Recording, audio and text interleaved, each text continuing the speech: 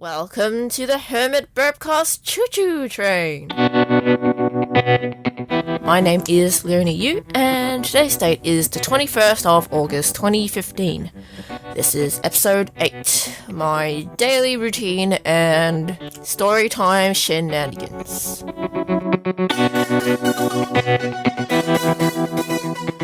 How's my month, aside from the usual drawing, learning, and blogging and projects? Well, number 1, my feet and knees are still kind of a dull soreness and weak, so I'm still on crutches. It's currently 5 weeks at the time of this posting, and I still don't know what's the cause of it. I still have to maybe do another scan, I don't know, just to figure out why this is happening. But I'm just gonna keep dealing with it. There's also this weird tingling feeling when aside from this occasional dull pain, in my, in that place behind your ankles, for both of my feet, it feels weird. A weird, numb, tingling feeling, like my blood circulation there is doing something. Apparently it's healing, but I don't know, because this is 5 weeks, as I said, so come on, I want to do things. Oh well. You're probably sick of me talking about it if you actually follow me on Twitter and Facebook, because I actually, let off some steam about how healthy my heart is, and that scan didn't come up with anything, so I'm healthy. I just don't know why my feet are like this still. Anyway, I shall stop. I'm going to stop myself now, because I'm going to talk more about my hospital experience later on anyway, so yeah, I'll stop. That's the first thing that I need to get off my chest. Number 2, I finally finished Sherlock Season 3, and it's so good. I enjoyed it for the fun and craziness and fast pacing and all that good stuff. It just doesn't make sense in the big picture. And as much as I hate to say it, and as much as I enjoy watching Sherlock, the BBC version, I think it should have ended Season 2 with Sherlock dead. As much as I want the fun adventures going, in terms of making sense, like overall, as a whole story plot thing, it should have ended. But we just, kept going with crazy stuff that doesn't actually make sense, in terms of the big picture, because now it's just, the story's just going its own way, and I don't know what's going on anymore, and I'm just here for the ride. I don't know if there's a big, plot that's ongoing, because it seems really thin right now, and I don't know. I had fun watching it, I guess. It's entertaining. I don't know. But yeah. It's mixed feelings. But okay, number 3. At the time of this recording, going back to the first thing I talked about, the reason why my feet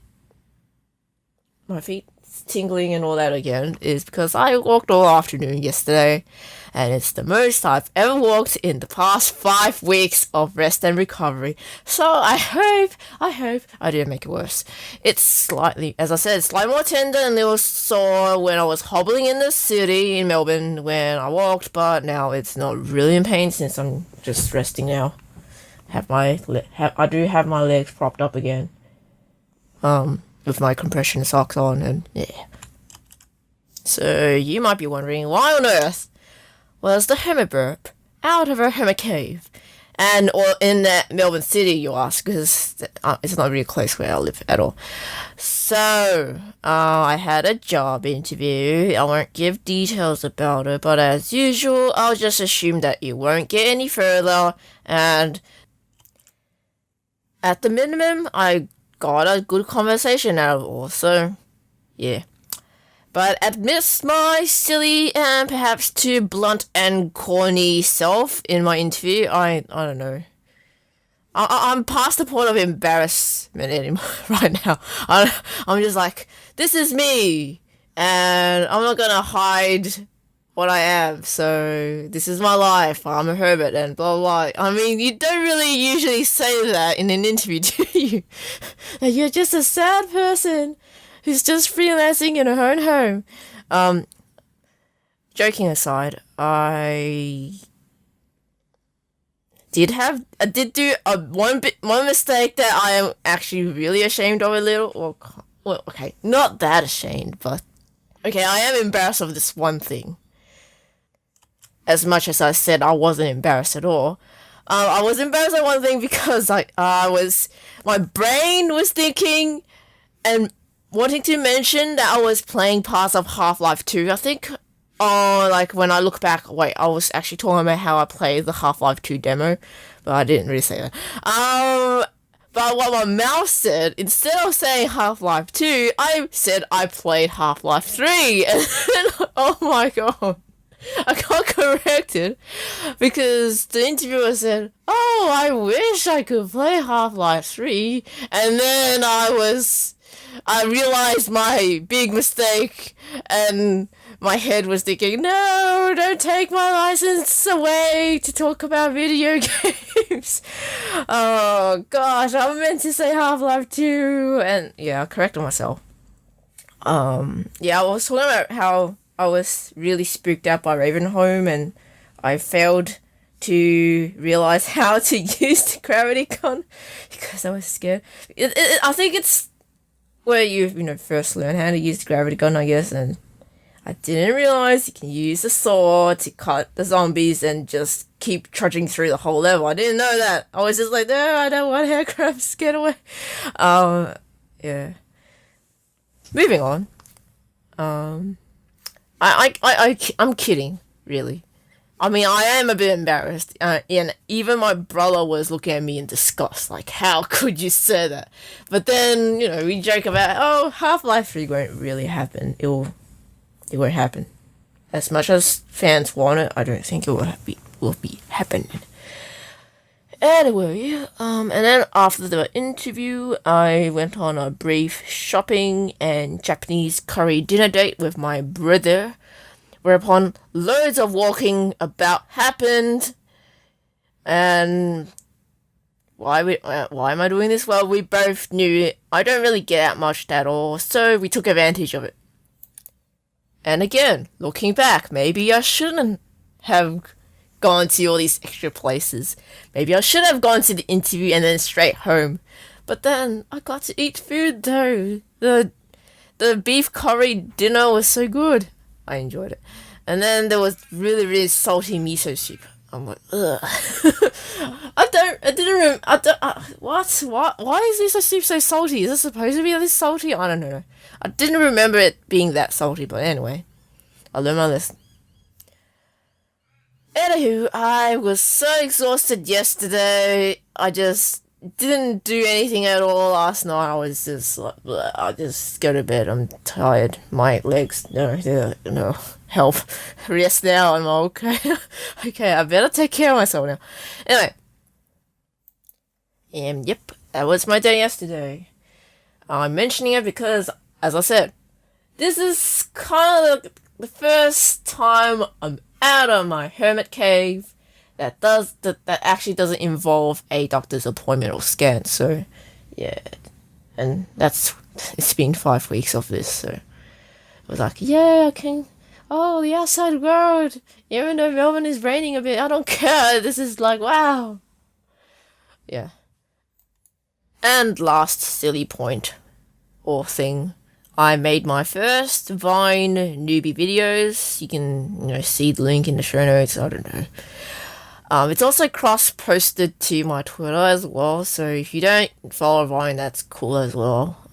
Just follow my Twitter if you want to. You don't have to. But with these Vine videos, I don't know what I'm doing. But I now just realized the fun in making silly short video things.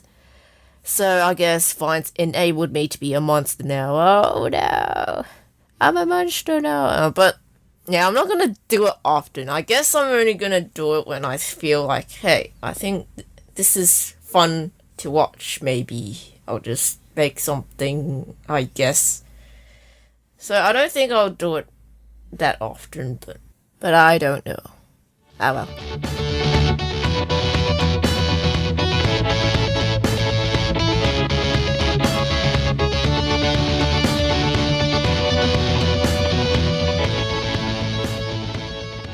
Leonie talks about games.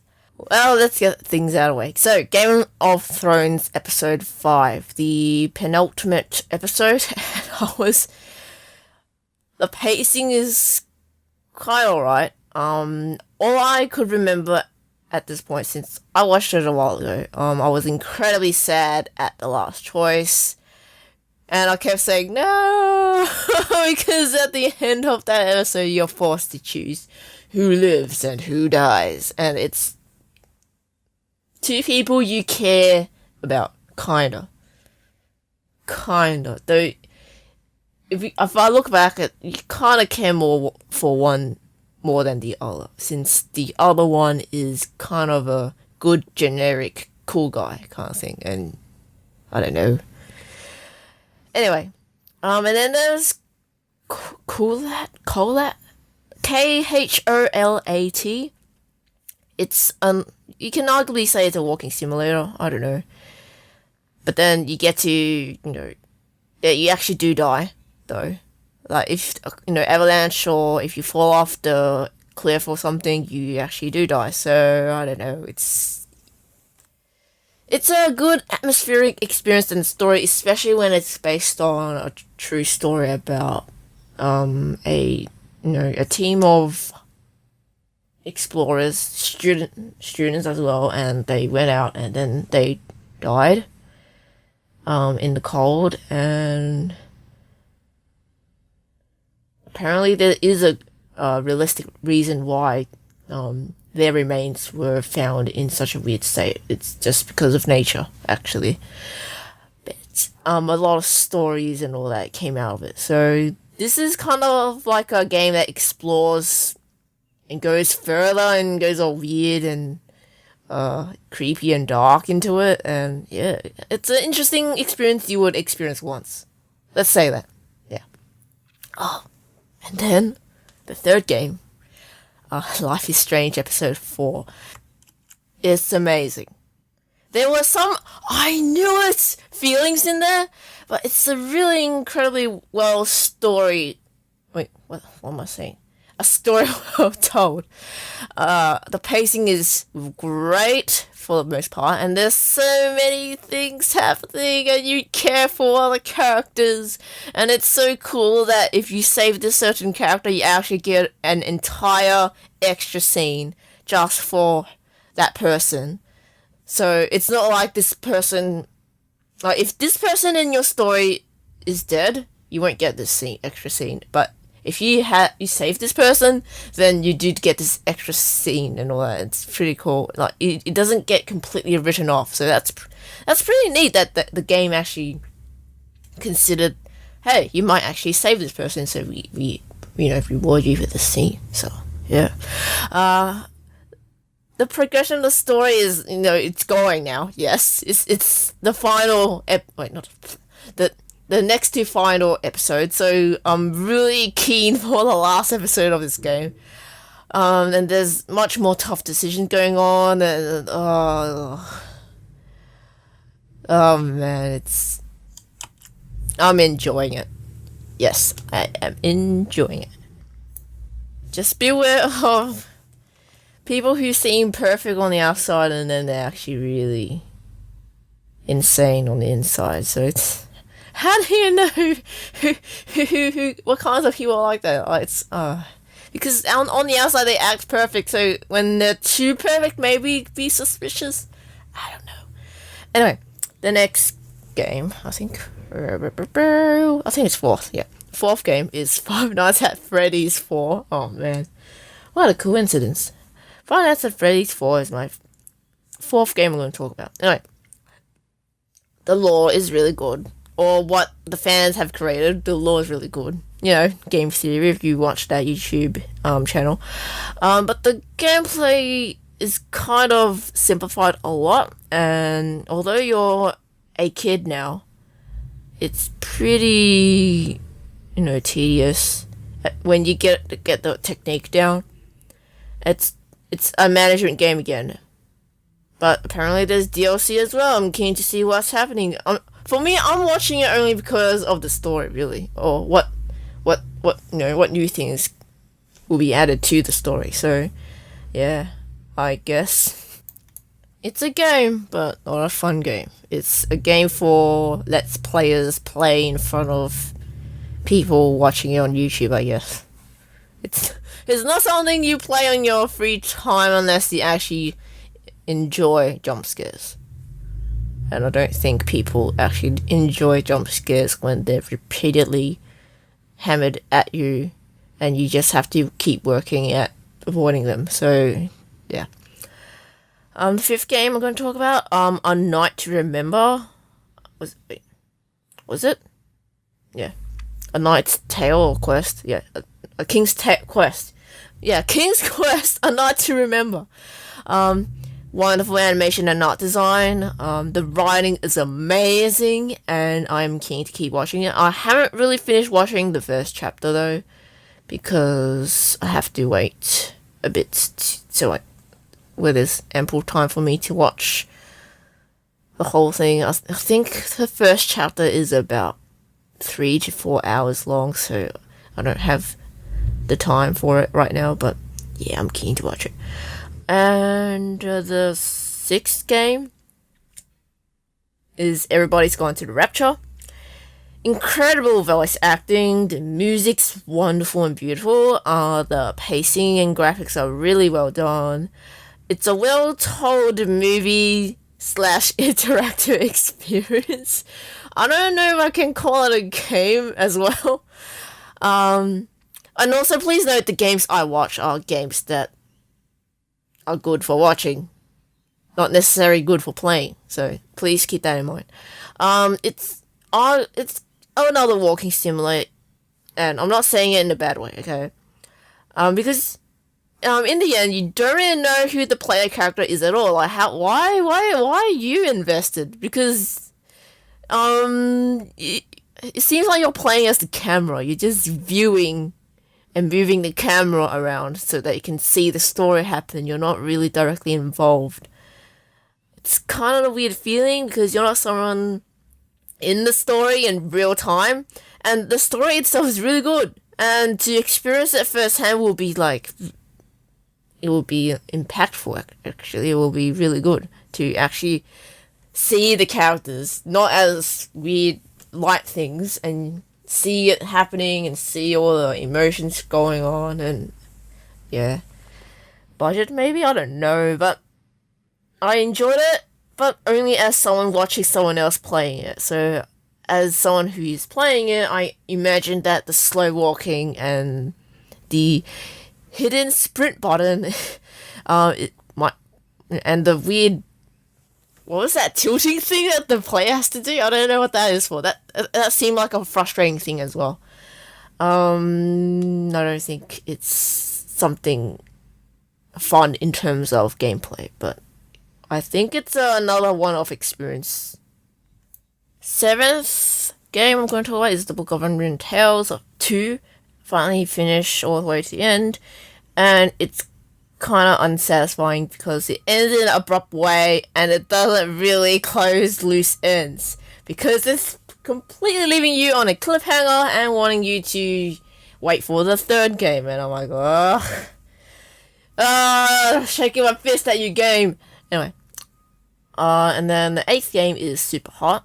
I saw people play the open beta. My brother's gonna get it, so he doesn't want to watch it, but I'm watching it by myself. But yeah, it's pretty neat. I like how it ends as well, the story mode at least. So yeah, it's really interesting. Really interesting. Number 9, the Magic Circle. Interesting gameplay in terms of controlling how the game is made and coded. You get to change the code of each enemy type and objects that are interactable, and then you go break the fourth wall a lot, and you don't know who you are. You're some weird, I don't know, I'm not going to say too much. And then as it ended, it went to a weird place, and then you get to make your own level and something like that, and I don't know how to interpret the ending of the game. Is it commentating on how game developers work? And there's a god complex going on with writers and game designers or something, and presenting it to E4 in air quotes. I don't know. And then fans versus the game developers or something. I don't know. And then fans making their own game against the original creators and keeping it going, and because the original game developers lost or something. I don't know what's going on. This message went over my head, right? I don't know what the game is trying to communicate. Anyway, the 10th game I want to talk about is Clock Tower 3. I watched that playthrough again via another Let's Player. I realized how much of a magical girl adventure it is. It's kind of... It's really spooky at some points. Don't get me wrong, there's some terror in it. It's like, ooh, this is really scary, and how so-and-so died horrifically and all that. It's really creepy. And then it went into hilarious and weird, silly things like weird animation and like things that don't make sense, and you can't take the game seriously at all. You just hear all the weird adventure. So, yeah, Clock Tower 3 was an enjoyable ride once again. And also, I forgot what happened, so I'm just watching it again because I don't remember. I watch a lot of other things, but yeah, I won't, because there are lots of things where I watch it just because I'm curious and I don't know what it is. And a lot of it I don't think is worth mentioning. I did watch Gamescom, like the Microsoft one, that is, the talk, but I don't know if there's other live streams of Gamescom. I didn't really look into it. And I also watched... Moving on to the 11th game, Ty the Tasmanian Tiger. And it reminds me of all the nostalgia from Spyro the Dragon.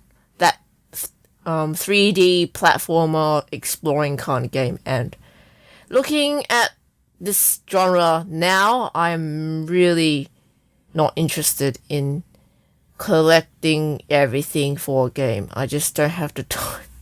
I find the whole thing really tedious to play and watch.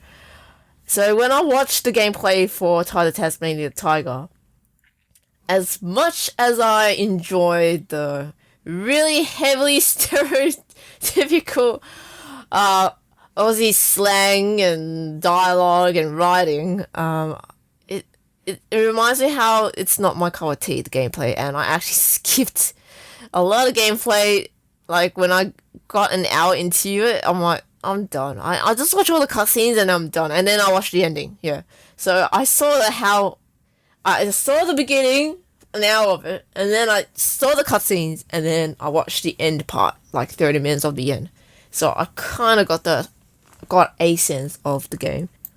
One thing that stands out from that game, though, before I move on, is I really, really, really hate the side mouth for Ty the Tasmanian Tiger's design. I hate it. It doesn't work in 3D. It's just this weird hole implanted on its head. What is it? I mean, I know Snoopy has a side mouth, but somehow they made it work in this, like in the upcoming 3D Snoopy movie that's coming out. They made it work because they made the mouth flat, because that kind of mouth works when it's in 2D. Not when it's bulging out like a mouth and it's really weird, and I'm like, no, don't do that. Don't do the side mouth like that. If you must do a side mouth, do it as a flat texture thing. Don't make it stick out and bulge like a weird hole that's coming out of the side of his head. It's weird. It just bugged me.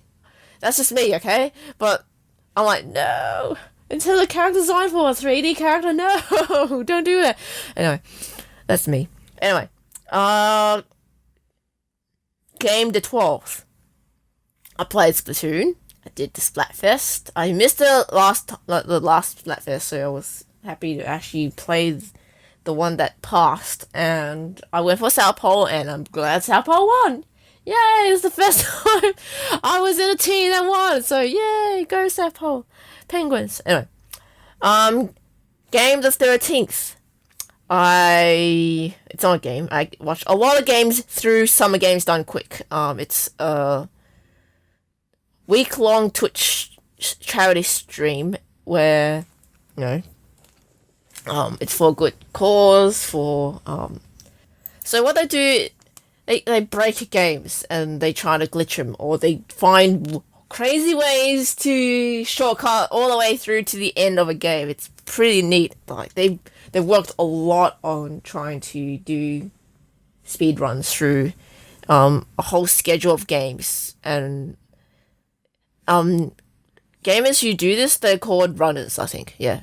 So I'm like, ooh, it was my first time watching it, so yeah, I think it was pretty neat for me to just have it play in the background while I worked, and yeah, I found it really cool.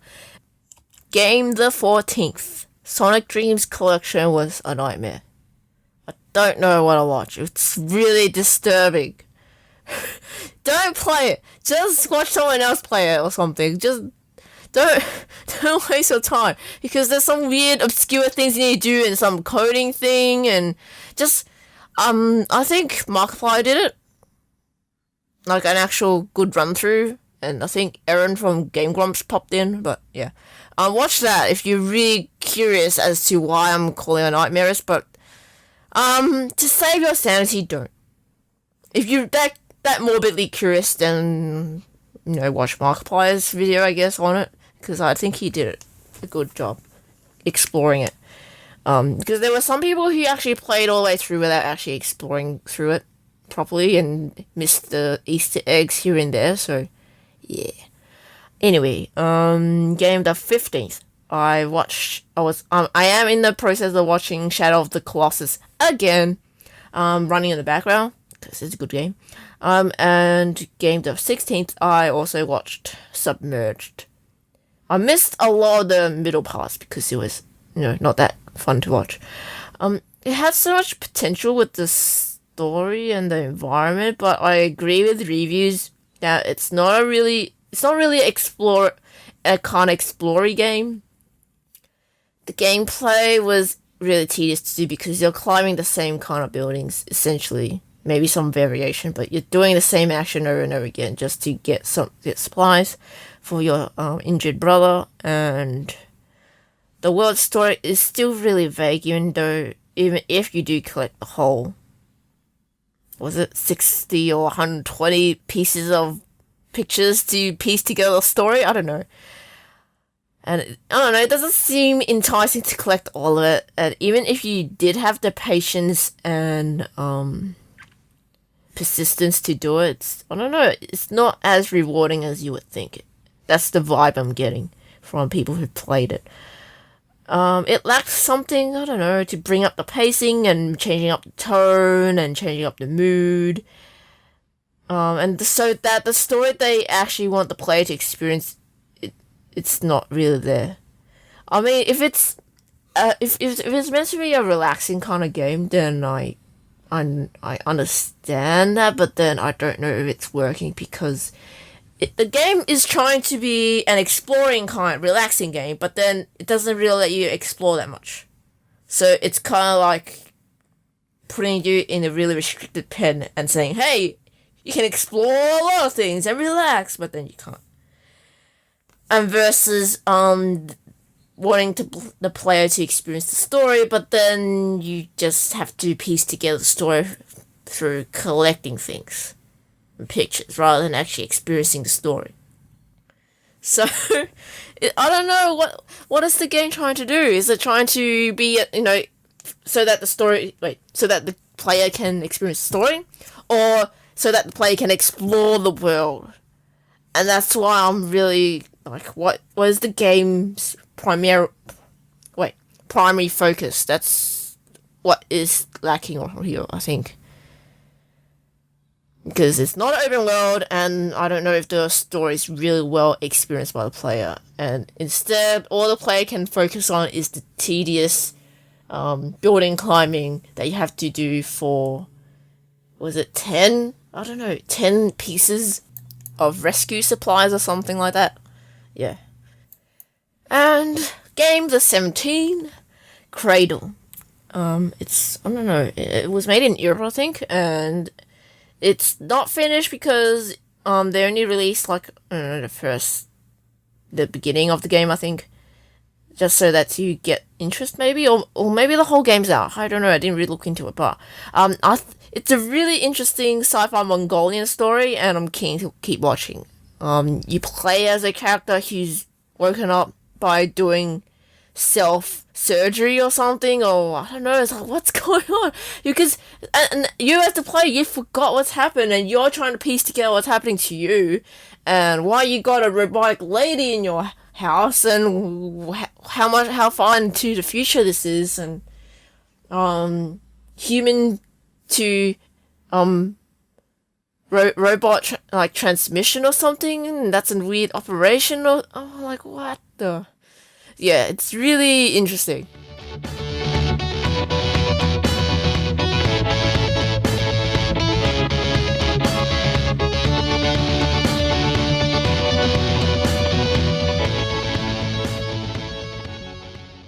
And here's our main topic, my routine. Now, this topic stemmed from a question from Lauren, her Twitter handle, LAURCLINN. I'll also link in the show notes. She is a super magical marketing and PR pro. Hey! And she was the one who asked if I have a daily routine, and I figured, hey, I might as well make a episode out of it and make this whole episode silly and not just talk my butt off about stuff. So here goes. I have no musical talent, but I'm doing this for fun. So here goes. Once there was a girl, she calls herself a hermit burp, a character designer of some sort. This is the routine she leads in this song. I don't know what else I could say. Early or late in the morning, groggily she wakes up. A pee break and some teeth brushing and some milk and a little strawberry jam sandwich. She hops onto the computer. She checks emails and social media. Arting then begins with some background YouTube gameplay. Finally, lunch comes around, and it's usually egg noodles, soggy spinach, bacon, and dumplings. Back at arting again, shower and a snack time. Arting again. Then a carrot rice, soggy spinach, chicken dinner, half 4:30 p.m. Arting again. Then I catch up with my brother, watching YouTube things together. Arting again and checking internet things. Then some tea time, and then bedtime around midnight. And then all of this repeats the next day. That is the routine.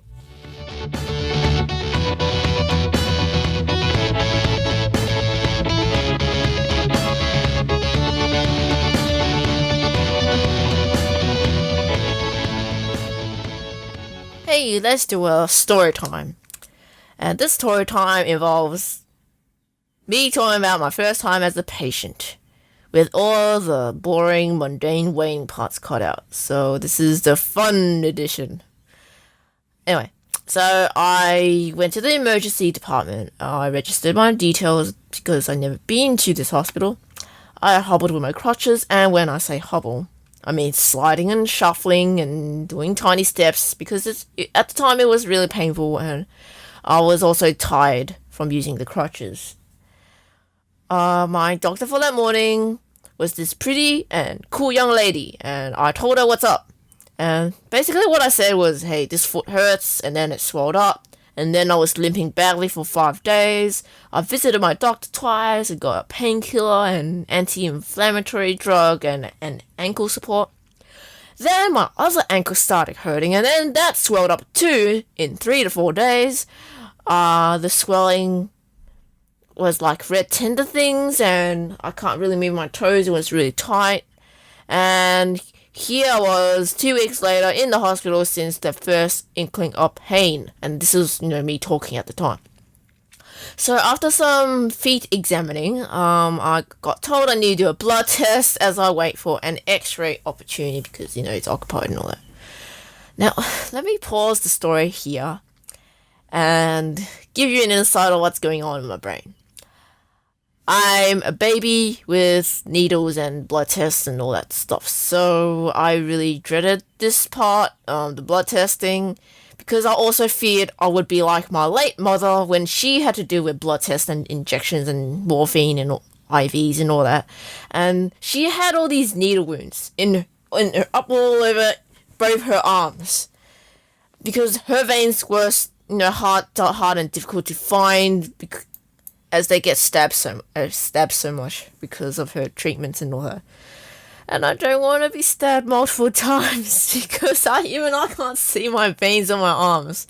So I don't know if my veins will be like hers too, where they're hard to find and they can't extract blood from them. And I don't know if I'm going to be the same case. So this is why I'm terrified. Well, I just don't want to be. If I know that I'm going to be stabbed once, I'll be less tense. But I had a feeling. And also, in terms of needles, I'm the kind of person who looks away when she gets an injection for something. So I just don't want to see what's causing me pain and make that strong visual connection in my mind. Eep, I say. I don't want that mental association with needles. Like a visual image in my head. Anyway, back to the story. So I was asked where I usually get blood tested. And then I said, I never had a blood test. And then she started going, oh, and I'm like, no, don't treat me like a baby. I'm already a baby. Anyway, she says, oh, it's your first blood test. And then she does this clappy hand thing, and I'm like, okay, don't do that, please. I'm more nervous now, you're not making me feel better about it. And then she goes on to say, nothing to be nervous. It doesn't hurt that much. I've got a lot of blood tests myself. I'm like, okay, I don't know about this. And if you're lying on the pain, kind, friendly lady, maybe you are, because I was told that it was a slightly more painful injection. And because I'm a baby, I wasn't convinced what she was saying. It also made me curious, wait, why have you done a lot of blood tests to yourself? Is this a trainee thing, or you actually had a health problem? And anyway, that's personal stuff, so I didn't ask her that. Anyway, back to the story. She then asked me, do you get woozy or anything? I want you to sit back so you won't fall forward. Do you faint at the sight of blood? I answered no. But I did tell her that I'm the kind of person who would look away. I don't want to see what's stabbing me and have it burned in my mind and make it scarier than it should be. So, yeah, that's what I think, though. Though you could argue that I should be looking at it and seeing what's stabbing me. But I actually don't. Anyway, so that first blood test happened and I sang the ow, ow, ow, ow, ow, ow, ow, ow, ow, ow song. And she thought I was saying something meaningful, but nope, I was telling her, nope, this is me saying ow, ow, ow.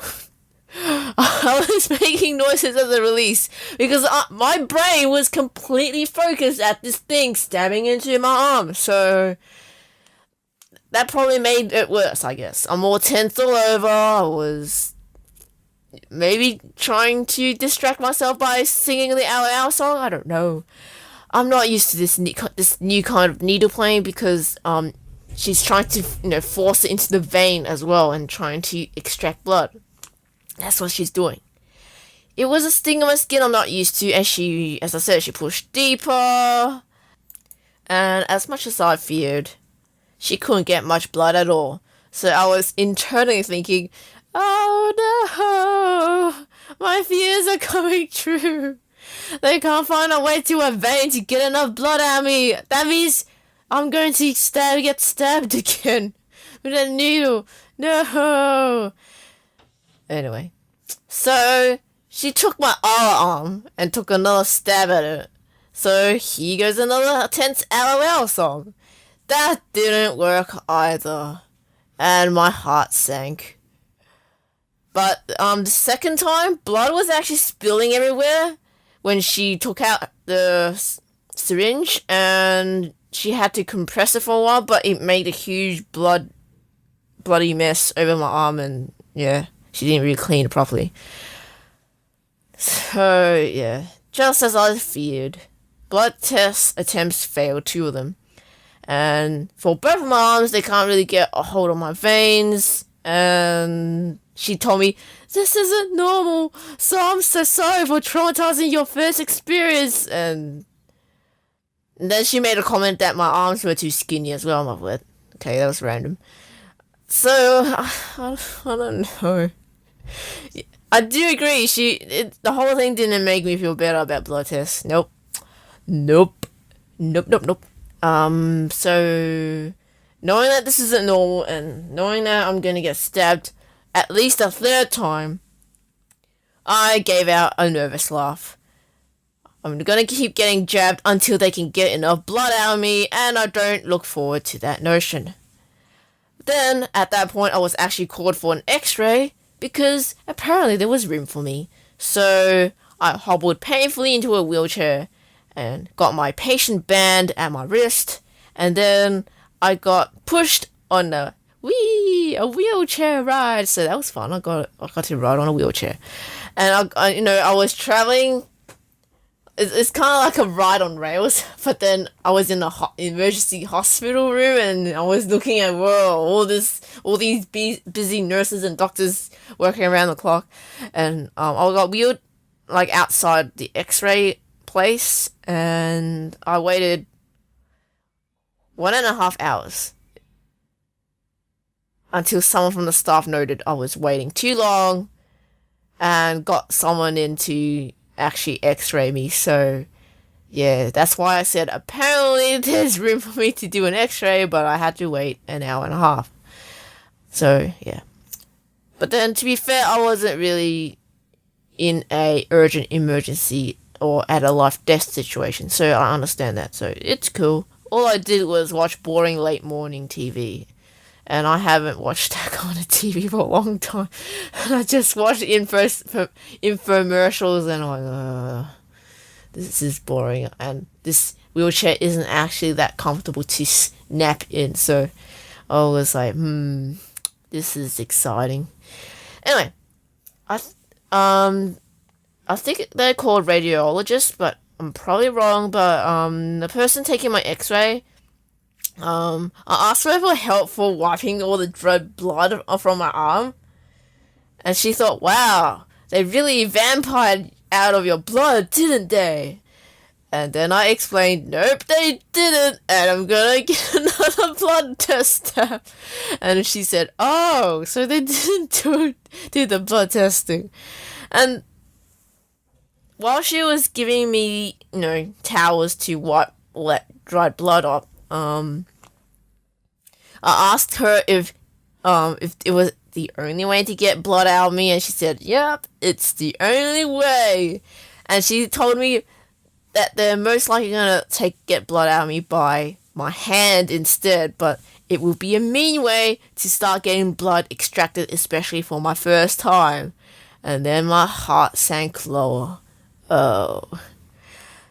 Anyway, after that conversation, we did the x-ray on my feet at all angles. Then I hobbled back to the wheelchair, and then another wheelchair ride through the emergency department back to the waiting room, and then I got sent to a room with an actual bed in it, so an actual compartment bed thing. So I hobbled over into it, and then the lady doctor came back, and she wants the full timeline and story behind the feat all over again. So I told her all that again. And she was writing notes this time, so yeah. And then another young pretty lady nurse comes in. While the doctor was, checking my heartbeat and breathing and temperature and all the other general checkup things. And the young pretty lady nurse was going to do a blood test to me, so the third time, while the doctor was doing the other checkup thing. So I'm gonna be like, whoa, I got all this stuff happening, I don't know what to focus on, but you know me, I'm gonna focus on the blood test. I won't be caring what the checkup is, what's going on with the checkup. So I'm super tense now because there's so many things going on. Well, to me, okay? And for the third blood test step, I just focused on the jabbing and my owl song. And as I feared and expected, this third blood test failed as well. I mean, I'd be less tense if I knew it would work. And to give you an idea where they stabbed on the inside of my elbow. That's where they generally do it. Gosh. Anyway, the nurse treated the jab wound and all that, and asked if I wanted someone else to try jabbing me, or if she should try jabbing my hand. I hesitated a lot, and so she asked me again. And then I asked back, how would having someone else help? Because she was the second person. And then she answered, maybe they'll find somewhere that works. And I didn't like that notion as well. So, yeah, that didn't convince me. And I didn't like that. So I softly resigned and said, let's do my hand, hoping that this fourth jab will be the last. So after some awkward LOL songs and maneuvering, because I had to move my hand with a needle in it, she used a syringe at the end of it to suck out what she can from my veiny hands, and it finally worked to my relief. The nurse left with my blood finally, and when I was relieved it was over. Oh, I am done with this blood test. I am done. I hate it. Anyway, so there was more waiting time happening until the doctor and her boss, an older doctor lady, checked me all over again, examined my feet again, asked me questions, and discussed how they've checked out that it's not rheumatism and it's not arthritis and maybe it's anemia, but they need to check it, and they're still lost and confused to what's happening with my feet. And then I had to do a PE test, so Jarate capsule time. It's a TF2 reference. I struggled in doing it because I was in a wheelchair and I spilled a bit onto my pants. Whoops, embarrassing. I handed that Jarate or pea jar over to a nurse, and then I hungrily ate my self-provided lunch because it was, 1 o'clock at a time and I didn't eat that much that morning, so I was so hungry. Anyway, a nurse came over to tell me that I need to do another Jarate capsule because they couldn't accept the first one. It was mislabeled for some reason, so, oh well. But at the time, I actually peed my bladder out, so I got nothing. And she replied, no rush, she says. So I drank all the water that I brought with me in my bottle, and I waited with a very frustrated and complaining father this whole time. Because he knew we had to wait even longer now because I can't pee right now. I don't have the pee to produce a capsule. So 1 or so hours later, I was finally able to produce just enough with the second pee jar, and I saw the new nurse taking the afternoon shift, labeling it. So hopefully I don't need to pee a third jar, thank you. And then 2 hours of waiting later. I'm trying to copy the SpongeBob thing. Anyway, older doctor lady came back as I was drifting from a nap. I was, tired of waiting. And they're saying they're still figuring out what it is, and she told me I might have to stay for the night as the doctors try to figure out what's the cause here. And so I had to do an ultrasound, and I'm waiting for them to take me there. And so I waited another hour, did my awkward ultrasound on my 2 legs, checking for any blood clots as part of the checklist of things to tick off. And the gentleman doing it for me said that he found that my bladder was full and told me to go to the toilet and let it all out. I'm like, okay. And then he also mentioned my skinny arms, probably affecting how the ultrasound is going. I'm like, what? How does my skinny arms got to do anything? What the? Anyway. But then when he mentioned about my bladder, I'm like, great, now I can't stop thinking about peeing. Thanks. Thanks so much. Yeah, it was awkward. But after that awkward session, and I emptied my bladder because I had to now that he mentioned it, and we wheelchair right back to the same bed place. A couple of hours later, finally another doctor, a young Asian gentleman this time, and told me what's happening. I got checked by him again as well at awkward places. Results say I'm healthy, but they still don't know what's the cause. This is the underlying theme this whole story. And staying overnight won't actually change anything. So he said I should go home, and that we'll just focus on treating the swelling right now, the symptom.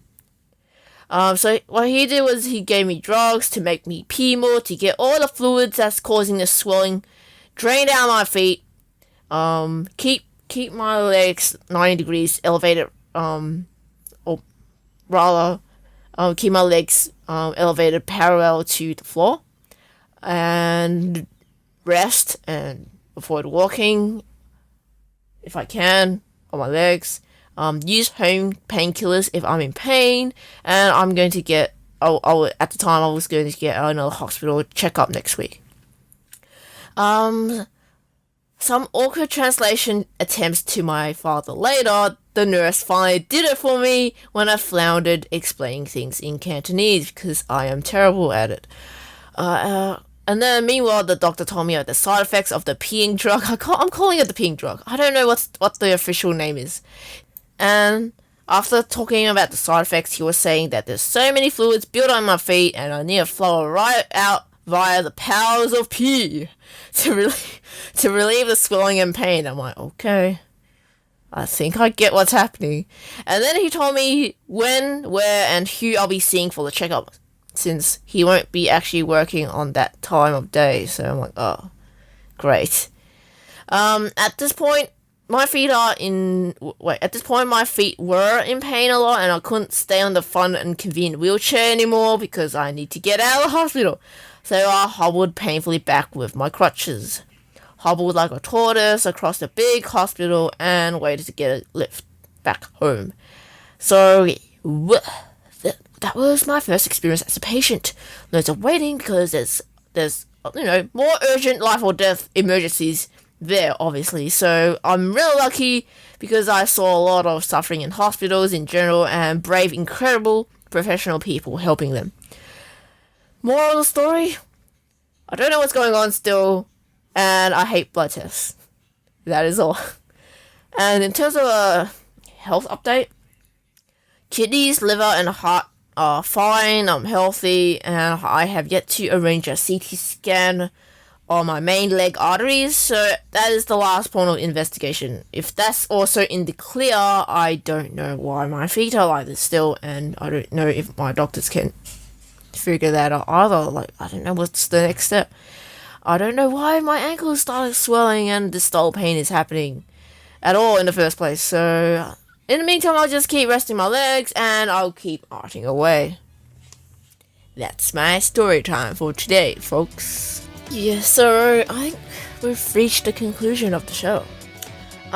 Just in case you want to, contribute to the Q&A section for long responses, actual questions and suggestions for consideration for the show, email over to the HermitBurpcast@gmail.com. That's HermitBurpcast@gmail.com. It's all one word, all lowercase, and yeah. So I won't keep you. Thanks for listening and make today an awesome one.